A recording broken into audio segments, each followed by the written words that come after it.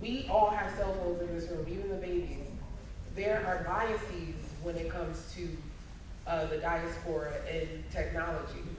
If you like to use Snapchat or the face filters, those face filters are not set up for you and your nose and your lips and your beautiful eyes and all of your characteristics. Those things are set up by Eurocentric gazes, and you need to be aware that we need all of you in those spaces. I am in fashion tech, and I know that my body is not like the Eurocentric sizes that are offered in Forever 21 or wherever. So we need to be able to be in those spaces so that we can represent for ourselves. And you are very much needed. You are very much important, no matter what they are telling you, no matter what they are trying to show you, the face dysmorphia that they're pushing to the masses, the decline of the male figure. We need all of you. And I think that the impact on the full diaspora, once we learn to kind of come together and become unified, all of that information is in the book. So I urge you to get you a library card and see how all of these things that I'm speaking of, and emotional intelligence, and how we rear our children, and how we treat each other in these spaces communally, how all of these things are so interconnected. Just to bounce off of what both of you had said, how important emotional intelligence, especially if you can develop that while you're still young. It will carry you so much further, and I could attest to that. It can carry you so much further through every area of your life, outside of just, trying to find your career, trying to figure out what major in school. Because that's not the hardest thing in life. I had to learn that. And then also just enlightening yourself with the stories of others, especially within our diaspora. For our little girls, I want to say, I think the easiest way to kind of step into your journey of emotional intelligence is first starting with your own story, right? So first acknowledging what are the simplest facts about who you are. I can look back to when I would say 18 or 19. I'm 27 now. I have to figure out my age. I'm 27 now. But I remember when I started college, one thing that one truth that I held on to was I'm the firstborn of 5 kids. And I'm the only girl of 5 kids. I am Nigerian first, because that's what my parents said. You are Nigerian first, even though you were born in Newark. You are Nigerian first, then you are African American. And it's not that one is superior to the other, but both carry the same weight at the same time, right? I'm good at math. I like to learn. I don't like school.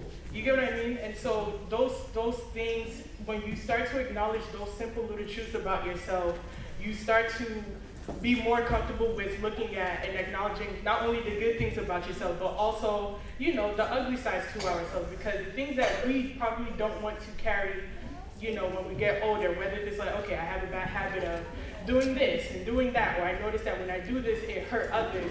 You are more comfortable with facing hardship. You are more comfortable navigating the discomfort and the adversity of life. And so just by doing that, you are then able to, correct me if I'm wrong, panelists, you are then able to strengthen your intelligence with navigating your emotions, navigating the emotions of others, navigating difficult conversations, especially in the times, we live in a time where people are more sensitive, so they're more reactive than responsive. Sometimes it doesn't look like what we envisioned, because leasing was absolutely not on my bingo cards. Being in a pageant was not on my bingo cards. Being a mom was not on my bingo cards at all. Well, in my household, my mother was a very, very strong personality. And both my sister and I were sort of in her shadow because she came over from Panama at 17 years old, and she was basically homeless. Her father was supposed to receive her at the airport, he never showed up. And so an uncle took her in, and the story goes on from there, but she was going from couch to couch. At the point that she passed last year, she was a multi-millionaire. She was a self-made woman through real estate. She was a single mom of 2 kids, but us both through private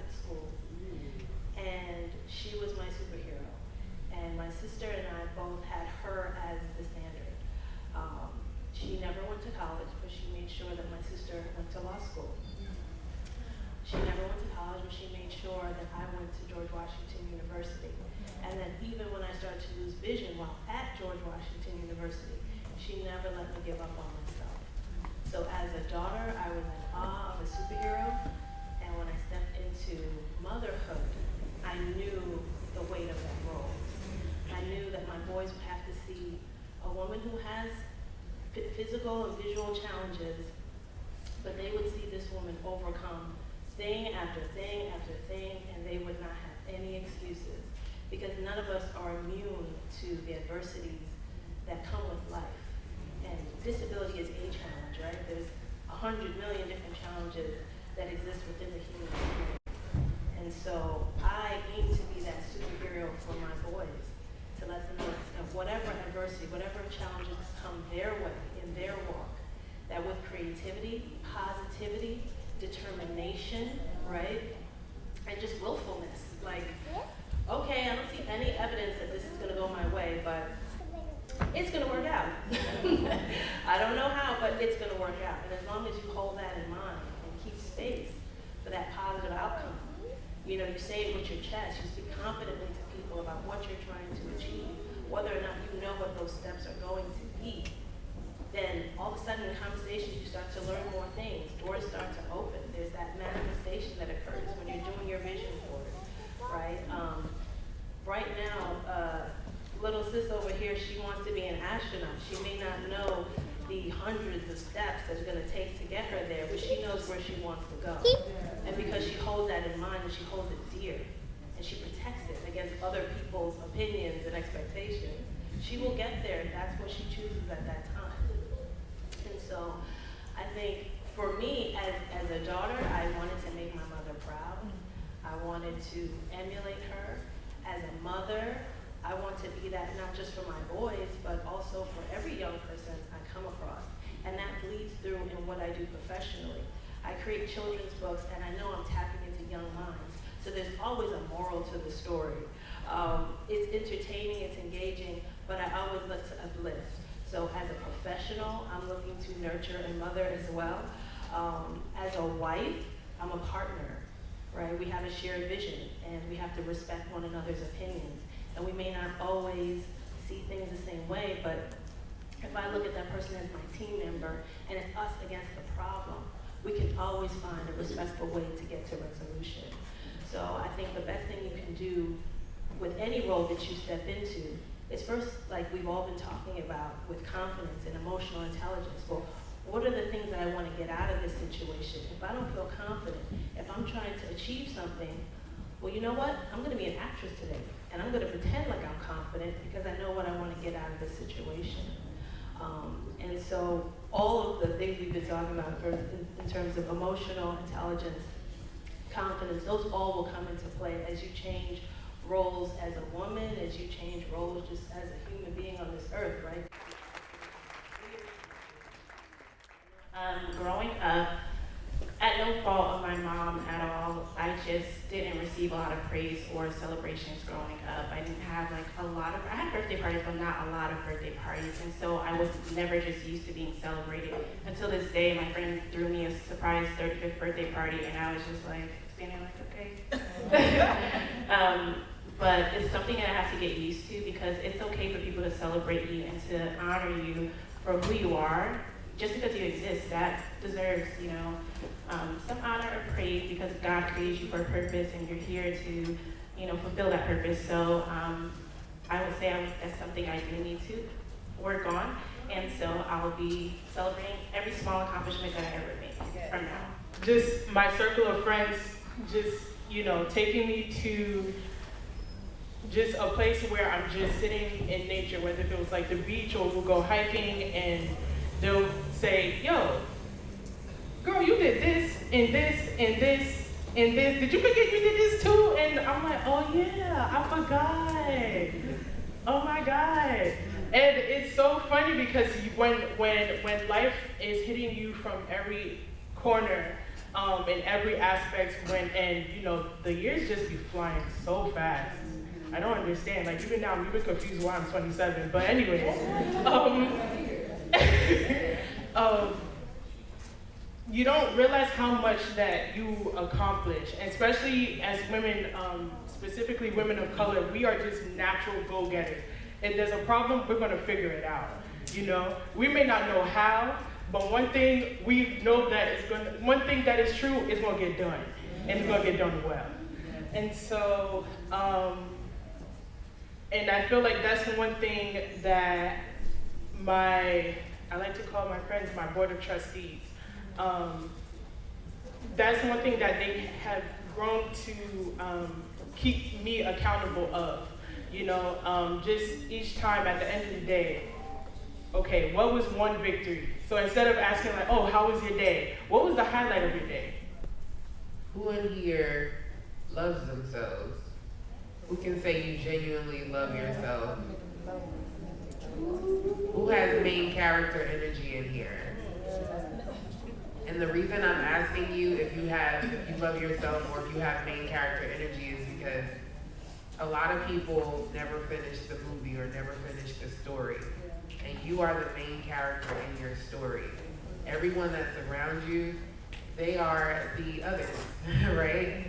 They are the people that can nurture you. They are the people that can pour into you or maybe take away from you. But you have to be able to do, like she just said, all those things yourself. And you need to teach the world how to treat you. Yes. And it is necessary for that to be a thing because people come with the foolishness. Yeah. And you don't always, it comes with being emotionally intelligent that you don't always have to respond to the foolishness. If you know who you are, you can see it and then not see it. One ear in and through the other. Like nothing that they're saying matters because you are that girl essentially, and you need to walk in that confidence every single day. I'm getting there, Tiffany. Stop yelling at me. I'll just add one more thing, I'll be quick. Also, I think the reason why some people don't celebrate themselves is because they're too busy comparing. And so my win doesn't look like his win or her win, so maybe it's not a good enough win. Well, having walked, the walk of disability, my wins usually look very different than other people's wins. So you can't get so caught up looking to the left and the right. Just look at comparing yourself to the last version of yourself and always celebrate your win. Ms. Joanne, I have a question for you. So thinking back to a belief, behavior, or circumstance you've tolerated in the past that kept you stuck, what was the catalyst, the breaking point, or the game changer? And I can't say I had a bad life. It was pretty good, surrounded with lots of family. But when I had my 2 children, I just know I had won the jackpot.